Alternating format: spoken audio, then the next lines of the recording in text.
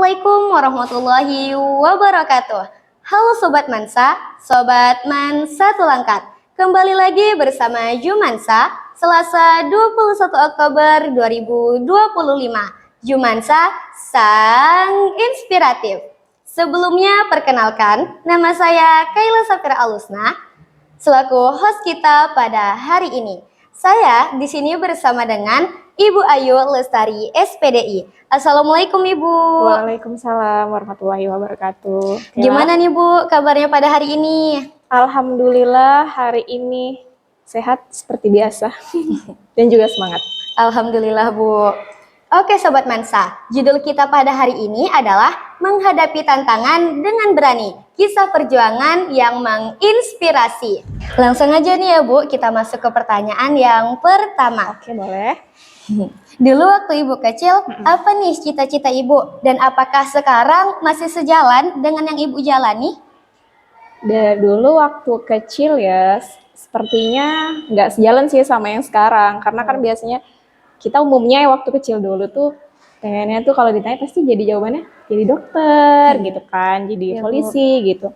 Tapi ketika saya udah masuk ke sekolah tingkat menengah atas, waktu SMA itu kebenaran cita-cita saya tuh sebenarnya pengen jadi seorang psikolog gitu.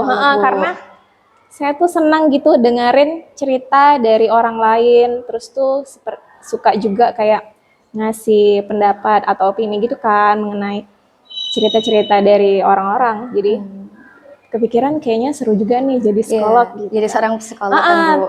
Tapi sering berjalannya waktu, sekarang takdirnya malah jadi guru. Guru bahasa Inggris, tapi tetap bahasa Inggrisnya itu passion juga waktu dulu masih sekolah. Jadi cita-citanya beda sih, tapi tetap jadinya sekarang hal yang tetap yang disuka juga. Ya, gitu. Masih jadi guru bahasa Inggris juga kan Iya. Bu. Oke Bu, ini selanjutnya kita masuk ke pertanyaan yang kedua ya Bu. Oke. Apa pengalaman yang paling berkesan dalam hidup Ibu yang akhirnya jadi titik balik atau pengajaran yang paling penting? Kalau cerita pengalaman ya, saya dulu pernah waktu di tahun 2013 sih, tepatnya itu ceritanya saya masih duduk di bangku kuliah. Jadi ini saya cerita dari awal ya. Iya Bu. Dulunya saya itu kan pengen kuliahnya tuh di kampus negeri. Tapi kebetulan tuh 2 kali tes tuh gagal. Kalau dulu tuh namanya SNMPTN, Seleksi Nasional Perguruan Tinggi Negeri. Nah, di tes yang pertama itu kan saya ambilnya pendidikan bahasa Inggris ya. Saya mau ambil ke Unimed, tapi ternyata takdir berkata lain, saya gagal. Terus ikut lagi tes yang kedua di UINSU. Dulu sih namanya masih IAIN ya. Oh, IAIN ya Bu. Kalau sekarang kan namanya udah UIN ya. UINSU, Universitas Islam Sumatera Utara. Ikut tes juga, lulus tapi bukan di jurusan yang saya mau. Karena dulu waktu di zaman saya sekolah, ya, Bu, itu tuh kami dikasih opsi gitu kan. Kalau seandainya nggak lulus di prodi yang kita mau atau jurusan yang kita mau, bersedia nggak kalau ditempatkan di jurusan yang kampus yang nentukan gitu. Jadi saya jawab bersedia aja. Nah ternyata tuh di mereka kasih saya itu jurusan di manajemen dakwah. Kan jauh banget ya sama passion saya kan gitu kan. Saya kan bahasa Inggris gitu kan, tiba-tiba langsung ke manajemen dakwah. Jadinya saya nggak usah ngambil gitu. Sampai akhirnya saya memutuskan untuk kuliah di kampus di swasta, yaitu di Estekip Budidaya Binjai gitu kan. Awalnya tuh saya ngerasa kayak nggak semangat nih kuliah di sini karena kan pengennya sih negeri gitu kan.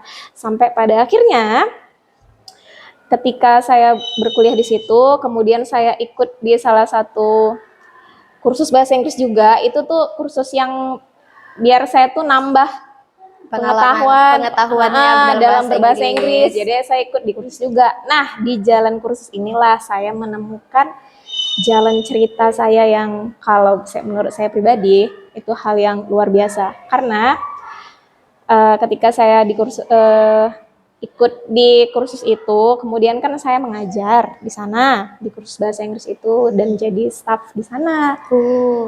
Nah, kayak hadiahnya itu adalah ketika saya menjadi salah satu staf di situ, ternyata di kursus kami itu ada program untuk study tour ke luar negeri. Wah, Ya. keren banget ya, Bu. Dan akhirnya saya berkesempatan untuk ikut ini kan kami itu semacam seperti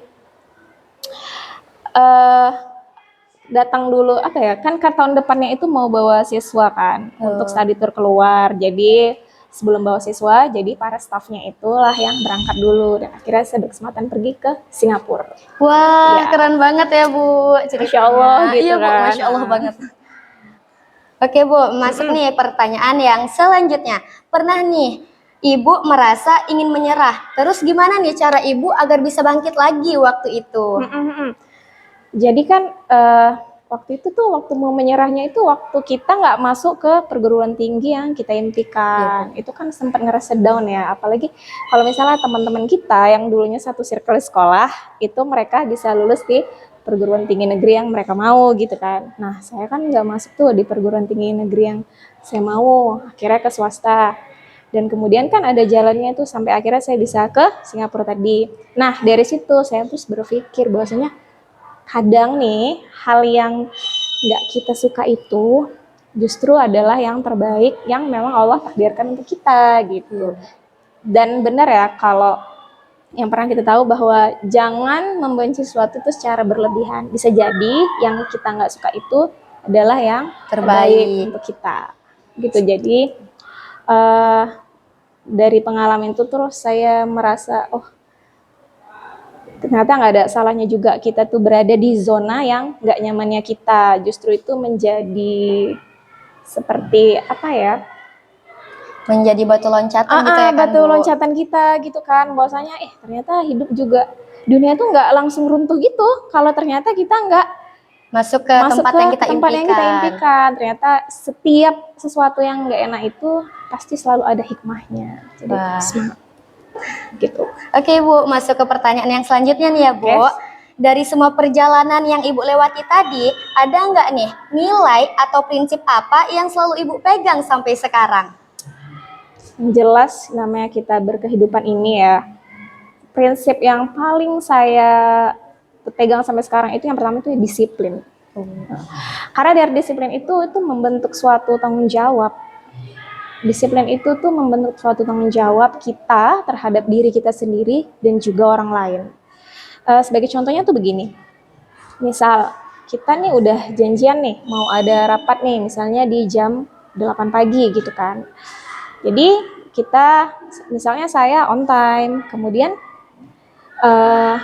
orang lain itu atau orang yang harusnya hadir di jam segitu ternyata tidak on time. Itu kan termasuk merugikan kita ya. Iya, Bu. Orang yang on time itu ya, karena kita ngerasa kan kita dari rumah udah prepare, buru-buru mungkin mengerjakannya semuanya, dan ketika kita udah sampai di tempat rapat ternyata waktunya mundur, nggak on time gitu, jadi saya ngerasa dirugikan gitu. Merasa kecewa juga Kecewa kan, Bu, juga, akan orang karena kan tadi. saya udah berjuang untuk on time nih cepat-cepat dari pagi gitu kan, tapi ternyata nggak sesuai dengan jam yang ditentukan. Nah, menurut saya jadi disiplin itu yang kunci paling utama. Karena dari disiplin itu kita bisa menjadi orang yang berintegritas dan bertanggung jawab dengan apa yang harusnya kita lakukan. Seperti itu. Disiplin sih nomor 1. Oke, berarti agar kita bisa itu harus disiplin dulu kan, Bu, yang nomor 1. Ya, benar. Disiplin yang paling utama. Baik, Ibu, kita udah masuk ke pertanyaan yang terakhir aja nih. Ya. Kalau Ibu bisa kasih pesan untuk orang lain yang sedang berjuang, apa nih yang ingin Ibu sampaikan? Pesannya mungkin untuk siapapun yang ada di luar sana, bahwa sebenarnya hidup itu tidak ideal untuk siapapun. Setiap orang itu pasti punya yang namanya masalah. Dan kadang kita ngerasa masalah itu berat bukan karena sebenarnya masalah itu berat, cuman karena kitanya aja yang belum ketemu jalan keluarnya. Analoginya seperti ini. Misalnya nih kita lagi ngerjain soal matematika ya kan. Bu. Waktu kita ngeliat soal itu tuh ngerasa, soalnya sulit banget gitu. Susah banget nih, pasti nggak bisa ngejawab. Iya, kira-kira kalau menurut Kayla, kenapa ya kita ngerasa soal itu bisa sulit? Karena itu kita belum ketemu jalannya, Bu. Iya, benar. Karena kita belum ketemu aja nih rumus atau jalannya untuk menyelesaikan soal tersebut. Maka kita ngerasa itu adalah sesuatu yang sulit. Tapi ketika kita udah tahu rumusannya atau jalannya, maka kita akan mudah aja menjalaninya. Satu lagi, saya ada salah satu kutipan dari Ali bin Abi Thalib yang itu menjadi seperti kayak penguat saya nih kalau lagi down, yaitu Ali bin Abi Thalib pernah bilang, jika sesuatu yang tidak kau senangi tidak terjadi, maka senangilah yang terjadi. Yang maknanya dalam situasi apapun itu kita harus tetap berpikir positif, tetap semangat, dan pantang menyerah. Walaupun itu sesuatu yang nggak kita suka sekalipun, karena pada akhirnya nanti kita tetap akan bisa melewatinya seperti hari-hari kita sebelumnya. Gitu. Wah, keren banget Ibu. Terima kasih. Terima kasih Mem atas waktu dan kesempatannya pada hari ini. Sama-sama, Kela. Saya selaku host pada hari ini pamit undur diri. Saya akhiri dengan mengucapkan wabillahi taufik wal hidayah. Wassalamualaikum warahmatullahi wabarakatuh. Jumansa, jujur, amanah, santun.